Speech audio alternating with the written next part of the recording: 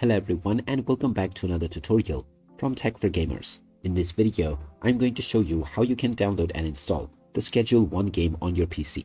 So let's get started right away. First of all, open up the Steam application, and after you are logged in and taken into the home page, you can click on the search box and now type in Schedule 1 to begin your search. Once you find the game, you can click on it, and this will take you into the game page where you can check out the trailer as well as the reviews. Scroll down and click on the Add to Library button in order to play the free sample version.